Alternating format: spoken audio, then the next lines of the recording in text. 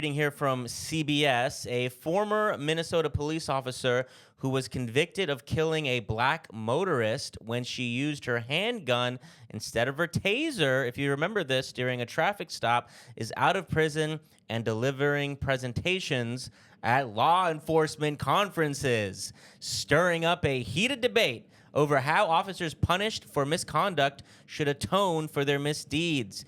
After Kim Potter served her sentence for killing Dante Wright, these names are probably ringing bells for y'all. She met with the prosecutor who charged her case. That former prosecutor, Imran Ali, don't like that Pakistani-ass name, said Potter wanted to do something to help other officers avoid taking a life. Oh my God, they act like it's so hard not to kill someone. Yeah. So other officers can figure out this Rubik's Cube of how to not murder people while you're on the job. I could help them. Ali saw the presentation as a path toward redemption for police officers who have erred and an opportunity to promote healing in communities already shaken by police misconduct. Yeah, that's who you want to come heal. Mm-hmm. The lady who fucking killed your son and your nephew and your cousin and your friend. That's crazy. If you don't remember, this was the lady who whipped out her gun, yelled, "Taser, taser, taser," and then lit this dude up with his gun. That was Kim Potter. Yeah, just gross negligence, just completely. The fact that she only got a few years, however long it was, because she got convicted of manslaughter, implying that it was an accident. But it's like, it's hard to wrap your head around this accident because the tasers are intentionally created so as cops will not confuse them. Confuse her with the gun, yes. But that's what she did. And I don't know if anybody's shot a gun. You know a gun. A gun is heavy. A taser is like, it's not a gun. It's not a metal weapon. It's a piece of... Right when you put your hands on it. You know it's a heavy gun and what it's light. A taser, a thing that's made out of literal plastic versus a thing that's made out of metal. And so that's just bullshit. So between is she that much of an idiot or did she do it on purpose? Of course, they gave her idiot, so she only got however long it was, a manslaughter conviction. Now she's out. And I guess this is a new thing because it wasn't just like a couple weeks ago we were talking about the Colorado cops who stood by as their fellow officer murdered that autistic person who called for help, and they were sentenced to doing a training video. We got fucking who is that kid who killed someone during the BLM protests? Kyle Rittenhouse. Rittenhouse is out here doing speaking tours. Is like, and now we got Kim Potter. Doing training seminars. Is this like a new career path we've unlocked in America? Those who can't do, teach. Yeah. I guess that's what the official... What's this I hear about America not having any more jobs? Yeah, I would never be a black dude taking her class though. She's like giving classes. Is that what it is?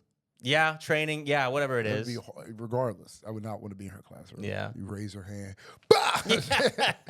She's like, he's got a gun. You're like, I got a question, bitch. Yeah.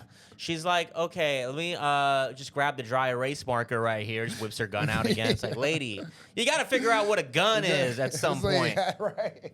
At some point. But...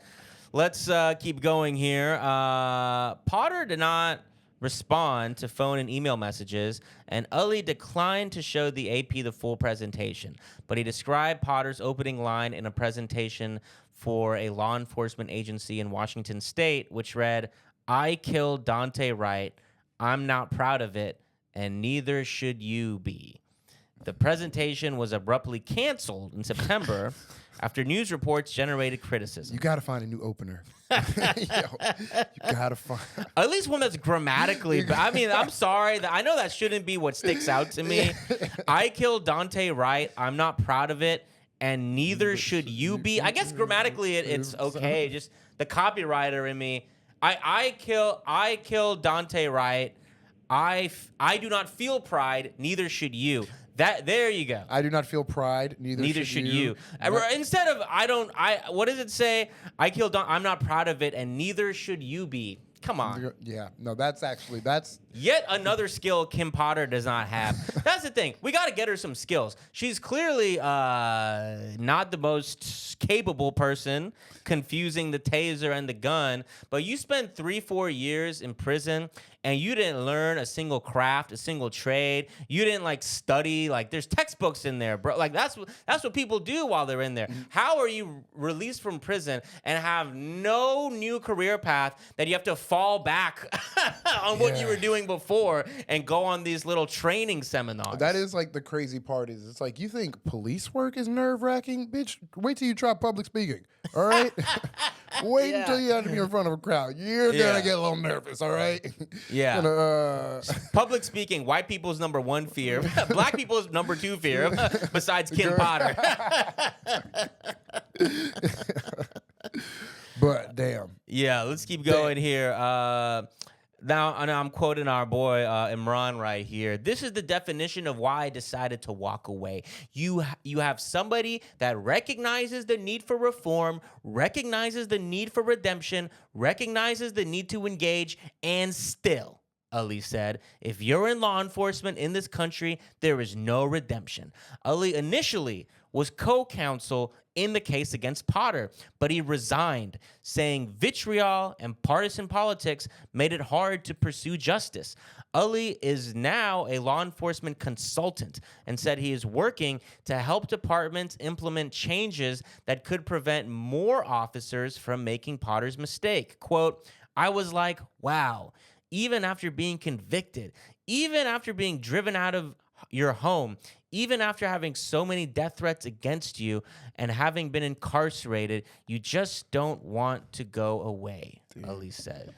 I mean, yeah, I agree. Fucking go away. Like, what is compelling you to stay?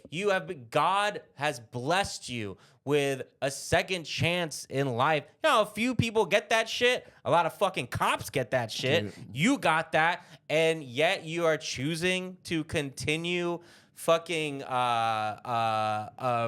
amok and creating this nightmare for everyone. It's like, just please go away. Go away. Yeah. Dude's not, I'm mad. Dude's not just he's not like a bootlicker. This nigga is a boot gobbler. He is like fucking gobbling on that boot. That's crazy. He's like, I just can't believe the vic. Like, nigga, I want to give him a wedgie. That's he's a prosecutor. He's a federal prosecutor, and now his prosecutor had to prosecute a cop. And this is, dude, ACAB, that shit includes these fucking prosecutors, bro. Like, they are on the same team, dude. We watch Law and Order, dude. They're on the fucking same team, bro. And then every once in a while, when maybe they gotta charge one of their own, this is what happens. All of a sudden, they're like, wow, you know, ever notice how the justice system is kind of fucked up towards when they go after certain people who a lot of times are just victims of circumstances in America. You ever think about that? Yeah. This is the case that makes him question being a federal prosecutor when a fucking cop kills a man. God damn, dude. Damn, yeah. We're fucked. We got too many nerds defending Yeah. So I'm assuming he's Pakistani, and I'm gonna say fuck you, bro. Yeah, and I'm gonna say something racist. No, I'm just kidding. Hey, Ashton, what do you got to say to this Pakistani man? Make it Pakistani specific. No, I got nothing. Let's just move on now to the next article. Hope you choke on your gulab jamun. There you go. Y'all taught this man well over here.